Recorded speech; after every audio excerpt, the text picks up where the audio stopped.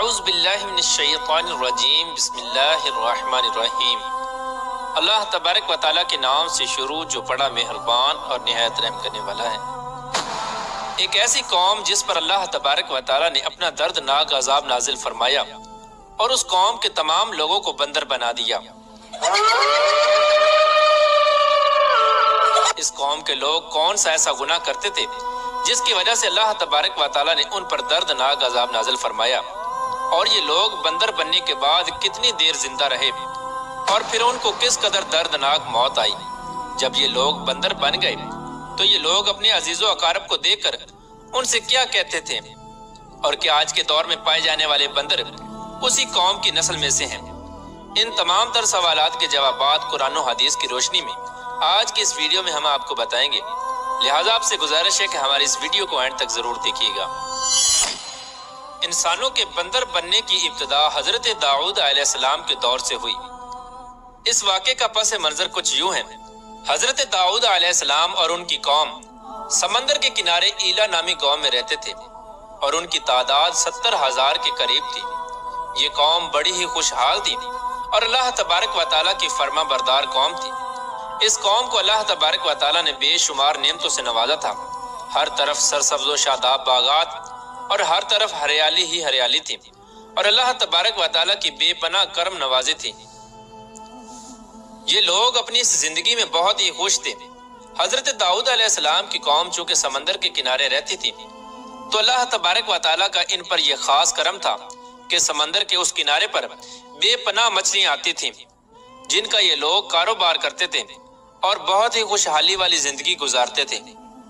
جب یہ قوم اللہ تبارک و تعالیٰ کی نعمتوں کی وجہ سے خوشحال ہو گئی تو اللہ تبارک و تعالیٰ کی نافرمانی پر اتر آئی اور طرح طرح کے گناہوں کے اندر مبتلا ہو گئی۔ اور پھر ایک دن اللہ تبارک و تعالیٰ نے اس قوم کا امتحان لینے کا ارادہ کیا اور حضرت داؤد علیہ السلام کو وحی بھیجی کہ اپنی قوم سے کہہ دیں کہ وہ سنیچر کے دن یعنی ہفتے والے دن مچھلی کا شکار کرنا بند کر دیں۔ اس طرح اللہ تبارک و تعالیٰ نے حضرت داؤد علیہ السلام کی قوم پر ہفتے والے دن مچھلیوں کا شکار حرام فرما دیا، اور پھر یہاں سے اس قوم کی بربادی شروع ہو گئی۔ حضرت داؤد علیہ السلام نے اپنی قوم کو بتایا کہ اللہ تبارک و تعالیٰ نے ہفتے والے دن مچھلیوں کے شکار کو حرام قرار دے دیا ہے، تو وہ لوگ بہت ہی زیادہ پریشان ہو گئے اور ساری قوم سر جوڑ کر بیٹھ گئی، کیونکہ ہفتے کا دن ہی وہ دن تھا جس میں مچھلیاں وافر مقدار میں آتی تھیں اور خود بخود کنارے پر آ جاتی تھیں، اور باقی دن ایسے تھے کہ بہت کم اور نہ ہونے کے برابر مچھلیاں پکڑی جاتی تھیں۔ اس قوم کا گزر بسر چونکہ مچھلیوں کے شکار پر تھا، اس وجہ سے اللہ تبارک و تعالیٰ کا یہ حکم سن کر یہ قوم پریشان ہو گئی۔ یہ نہیں جانتے تھے کہ اللہ تبارک و تعالیٰ کی طرف سے یہ ایک آزمائش ہے۔ پھر ایک دن شیطان نے ان کو وسوسہ ڈالا کہ سمندر سے نالیاں نکال کر خشکی میں بڑے بڑے حوض بنا لیے جائیں۔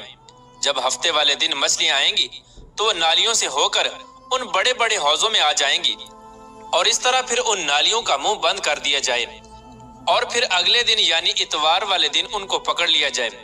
شیطان نے اس قوم کے لوگوں کو ورگلایا کہ اس طرح ہم ہفتے والے دن شکار سے بھی بچ جائیں گے اور مچھلیاں بھی ہاتھ آ جائیں گی اور وہ بھی پکڑی جائیں گی۔ بہت سے لوگوں کو یہ ہلا بازی اچھی لگی اور انہوں نے ایسا کرنا شروع کر دیا اور سمندر سے چھوٹی چھوٹی نالیاں نکال کر بڑے بڑے حوضوں میں ڈال دیں، جس کے ذریعے وافر مقدار میں مچھلیاں ان حوضوں میں داخل ہو جاتی۔ اس قوم کے بدبخت لوگوں کو شیطان کا یہ ہیلا بہت پسند آیا، لیکن اس قوم نے یہ نہ سوچا کہ جب مچھلیاں سمندر سے حوض میں آ کر قید ہو گئی تو پھر مچھلیوں کا شکار ہی ہو گیا، اس لیے یہ شکار بھی ہفتے والے دن ہی قرار پایا جو اللہ تبارک و تعالیٰ نے حرام قرار دیا تھا۔